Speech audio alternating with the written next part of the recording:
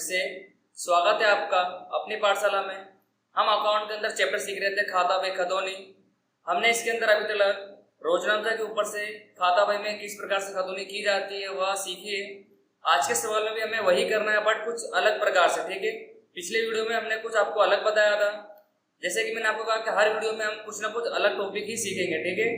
तो यहाँ पे लिखा हुआ सवाल में नीचे के व्यवहारों पर से लक्ष्य की बही में रोजनामचा लिखकर खाते खोलकर खतौनी कीजिए तथा खातों की शेष भी ज्ञात कीजिए।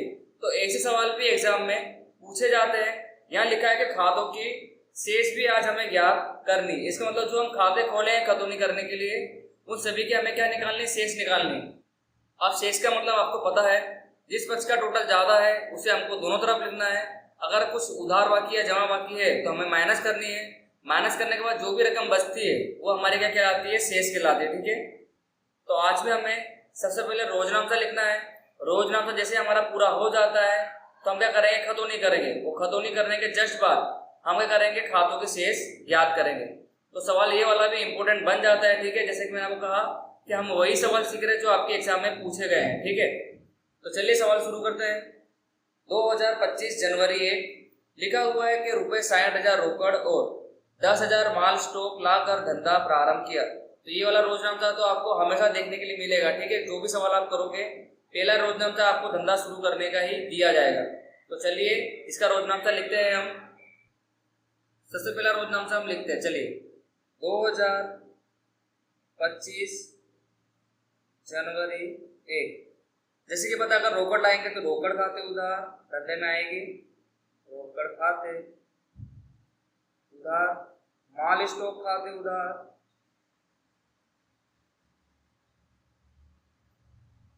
माल स्टॉक खाते उधार। अगर ये दोनों चीज धंधे में आएगी तो धंधे क्या कहलाएगी, ये पूंजी कहलाएगी, ठीक है। तो पूंजी खाते जमा कर देंगे, ठीक है। इस प्रकार से रकम लिख देते हैं 60,000 रोकड़ के, 10,000 माल के स्टॉक के। तो दोनों हमारे क्या बनेगी, पूंजी 70,000 पूंजी में लिख देंगे। सिंपल रोजनामचा बहुत बार हमने कर लिया तो आपको आता होगा अभी सब कुछ। आगे बढ़ते हैं। बीओआई में से 5,000 धंधा के लिए निकाले। इसका मतलब अगर निकालेंगे तो बैंक हमें यहाँ पर पैसा देने वाली बनेगी और धंधे में रोकड़ आएगी। तो रोजनामचा क्या बनेगा, रोकड़ खाते उधार बैंक ऑफ इंडिया खाते जमा। तो चलिए एंट्री करते हैं। तारीख 2 रोकड़ खाते उधार। नेक्स्ट यहाँ पे क्या हो जाएगा, बीओआई खाते से, ठीक है। बैंक ऑफ इंडिया खाते जमा कर देंगे। कितना निकाला हमने, 5,000 5,000 5,000। सिंपल रोजनामचा था ये वाला भी। आगे बढ़ते हैं। तारीख 3 लिखा हुआ है रुपए 5,000 का फर्नीचर राधा स्टोर में से खरीदा। तो उधार व्यवहार है क्योंकि कृत्रिम व्यक्ति का नाम दिया गया है। अगर उधार खरीदेंगे धंधे में फर्नीचर आएगा। फर्नीचर खाते उधार देने वाले व्यक्ति खाते हम जमा कर देंगे, राधा स्टोर खाते जमा करेंगे, ठीक है। तो चलिए इसका रोजनामचा भी हम लिखते हैं। तारीख 3 फर्नीचर खाते उधार, फर्नीचर खाते उधार राधा स्टोर्स, राधा स्टोर्स खाते क्या कर देंगे हम, जमा कर देंगे। कितने का फर्नीचर खरीदा था हमने, 5,000 का। तो 5,000 और 5,000। तो इस प्रकार जो हमें व्यवहार दिए गए थे उन सभी का हमने रोजनामचा यहाँ पर कर दिया है। अगर आप चाहो तो उसका टोटल कर सकते हो, कुल योग, ये ऑप्शनल रहता है, ठीक है। अगर आप चाहो तो करो, अगर नहीं करना है तो कोई बात नहीं। तो 70, 5, 75, 5 और ये 80 हो गए, 80,000 80,000, ठीक है। इस प्रकार से अगर आपको टोटल करना है तो आप कर सकते हो। तो चलिए जितने भी खाते यहाँ पर आ गए हैं रोजनामचा करते समय उन सभी का खाता हमको यहाँ पर बनाना रहेगा, ठीक है। चलिए गिनते हैं। सबसे पहले हमारे पास है रोकड़ खाता, उसके बाद है माल स्टॉक खाता, पूंजी खाता, रोकड़ खाता हमने यहाँ पर गिन लिया है, दोबारा नहीं गिनेंगे।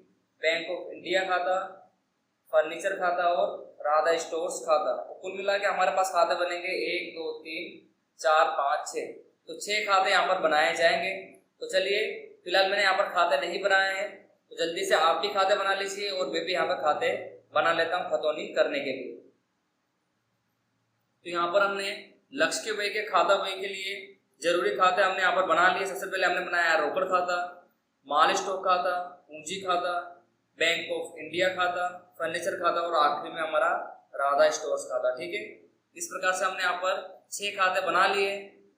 तो चलिए एक एक करके अब खाता देखते हैं और खाता व्यय में खतौनी करते हैं।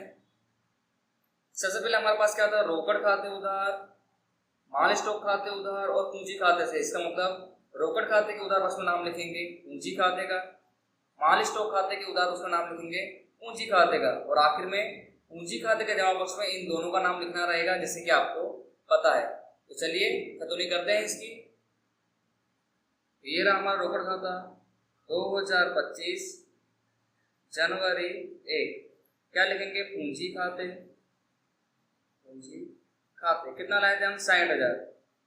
तो जो रोकड़ खाते में लिखा है वह रकम लिखनी, ठीक है। अगर आप पूंजी खाते की रकम लिखते हो तो गलत हो जाएगा। नेक्स्ट क्या था, माल स्टॉक खाते उधार, ठीक है, 2025 जनवरी 1। क्या लिखेंगे फिर से, पूंजी खाते कितना लाए थे हम, माल स्टॉक 10,000 का, तो 10,000। और आखिर में क्या था कि पूंजी खाते जमा, तो ये दोनों मिला के हमारी क्या बनेगी, पूंजी बनेगी। तो पूंजी खाते क्या होता है, जमा, तो जमा बॉक्स में इन दोनों का नाम हमें लिखना रहेगा। तो 2025 जनवरी 1 क्या लिखेंगे, सबसे पहले रोकड़ खाते, रोकड़ खाते 60,000। नेक्स्ट माल स्टॉक खाते 10,000, सॉरी 10,000। तो इस प्रकार से जब आप देखोगे तो पूंजी खाता जमा बॉक्स में रकम कितनी है, 70,000। तो 60 और 10 कितने होंगे, 70,000। तो इस प्रकार से हमने ये पहले रोज नामचा की खतौनी करी। उम्मीद करता हूँ आपको समझ में आ गई होगी। दूसरा रोज नामचा क्या है, रोकड़ खाते उधार, बैंक ऑफ इंडिया खाते जमा। इसका मतलब रोकड़ खाते के उधार पक्ष में आपको नाम लिखना पड़ेगा बैंक ऑफ इंडिया का और बैंक ऑफ इंडिया के जमा पक्ष में नाम लिखना रहेगा आपको रोकड़ खाते का। सिंपल खतौनी, चलिए कर लेते इसकी भी। सबसे पहले क्या था, रोकड़ खाते उधार, तो रोकड़ खाते उधार तारीख 2 क्या लिखेंगे, VOI खाते कितने निकाले हमने, 5,000, सिंपल। और दूसरा क्या था, बैंक ऑफ इंडिया खाते जमा। इसका मतलब बैंक ऑफ इंडिया के जमा बॉक्स में किसका नाम लिखना रहेगा आपको, रोकड़ खाते का। तो 2025 जनवरी 2, ठीक है, लिख देंगे रोकड़ खाते 5,000। तो ये वाली खतौनी भी एकदम आसान थी, उम्मीद है आपको समझ में आ रहा होगा। चलिए अब आगे बढ़ते हैं। नेक्स्ट यहाँ पे क्या लिखा हुआ है, फर्नीचर खाते उधार, राधा स्टोर खाते से। इसका मतलब फर्नीचर खाते के उधार पक्ष में आपको नाम लिखना है राधा स्टोर्स का और राधा स्टोर्स के जमा पक्ष में आपको नाम लिखना रहेगा फर्नीचर खाते का। सिंपल, चलिए खतौनी कर देते हैं इसकी भी। तो ये रहे हमारे दोनों खाते। सबसे पहले फर्नीचर खाते उधार 2025 जनवरी 3 क्या लिखेंगे, राधा स्टोर्स खाते कितना फर्नीचर खरीदा था हमने, 5,000 का। तो दूसरा क्या था, राधा स्टोर्स खाते जमा। इसका मतलब राधा स्टोर्स के जमा पक्ष में 2025 जनवरी 3 क्या लिख देंगे, फर्नीचर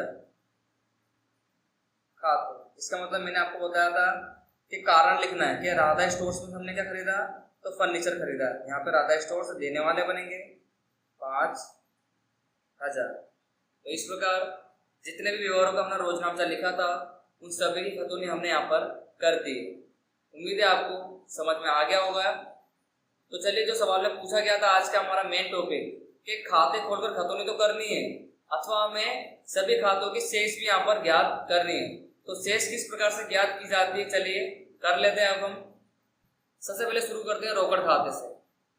रोकड़ खाते के उधार पक्ष में रकम ज्यादा है, आप देख सकते हो, जमा पक्ष में कुछ भी रकम नहीं है, ठीक है। उधार पक्ष में रकम कितनी, 60,000 और 5,000। इसका मतलब टोटल भी किसका होगा, उधार पक्ष का ही। यहाँ पे लिख देंगे 65,000। और जैसे कि आपको पता है कि जिस पक्ष का टोटल ज्यादा होता है आपको वो दोनों तरफ लिखना रहता है, ठीक है। तो 65,000। अब आप देख सकते हो कि माइनस करने के लिए यहाँ पर कुछ भी नहीं है। और आपको ये पता होना चाहिए कि जब भी आप अंतिम शेष निकालते हो तो वो अंतिम तारीख पर ही निकलती है। तो महीना कौन सा है? जनवरी का। जनवरी का आखिरी तारीख कौन सी होती है? 31। तो आप यहाँ पे लिख दोगे 2025 जनवरी 31। यहाँ लिख दोगे शेष आगे ले गए, शेष आगे ले गए। कितनी बची हमारी? 65,000। तो 65,000। इस प्रकार से हमने ये रोकड़ खाते की शेष निकाली। तो उम्मीद है आपके लिए यहाँ पर कुछ भी नया नहीं होगा, ये सब कुछ हमने पहले भी सीख लिया है। बस खाली आपको ये देखना है कि टोटल किस पक्ष का ज्यादा है। जिस पक्ष का भी टोटल ज्यादा है आपको उसको दोनों तरफ लिखना है, ठीक है। और अगर माइनस करने के लिए कुछ भी नहीं है तो क्या करोगे आप?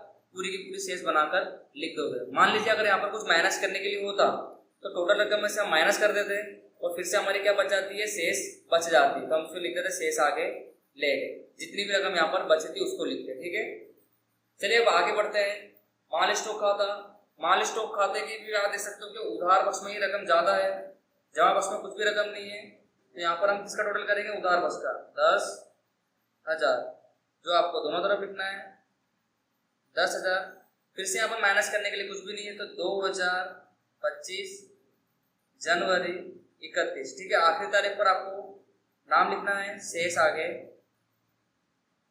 ले गए, ले गए। कुछ माइनस करने के लिए यहाँ पे लिख देंगे 10,000। चलिए अब आगे बढ़ते हैं। क्या लिखा है? पूंजी खाता। तो जैसे कि आपको पता है कि पूंजी की शेष जमा होती है तो ऑब्वियसली जमा पक्ष का टोटल ही ज्यादा रहेगा, ठीक है। टोटल कर लेंगे तो यहाँ पर आएगा 70,000, 70,000, जिसे आपको उधार पक्ष में भी लिखना रहेगा, ठीक है। 70,000। तो जब देखोगे तो माइनस करने की फिर से यहाँ पर कुछ नहीं है, तो 2025 जनवरी 31 क्या लिख देंगे? शेष आगे ले गए, शेष आगे ले गए 70,000। सिंपल, समझ में आ रहा होगा आपको। अब आप देख सकते हो कि यहाँ पर उधार पक्ष में अंतर की रकम आई है, तो जब हम अगले महीने पूंजी खाता खोलेंगे तो इसी शेष को हम कहाँ लिखेंगे? उसके जमा पक्ष में।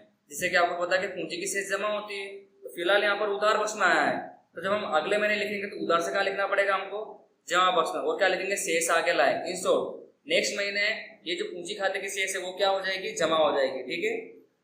चलिए अब आगे बढ़ते हैं। यहाँ पे लिखा है बैंक ऑफ इंडिया। जमा पक्ष का टोटल ही ज्यादा है, यहाँ लिख देंगे 5,000, सॉरी 5,000। यहाँ पर भी लिख देंगे 5,000। फिर से माइनस करने के लिए कुछ भी नहीं, तो 2025 जनवरी 31 क्या लिख देंगे? शेष आगे ले गए, ठीक है, 5,000। तो ये वाला भी आपको समझ में आ गया होगा। बस अब हमारे 2 खाते बचे हैं, फिर हमारी शेष पूरी हो जाएगी खातों की। फर्नीचर खाता है, उधार पक्ष का टोटल ही ज्यादा है, तो 5,000 यहाँ पर भी लिख देंगे 5,000।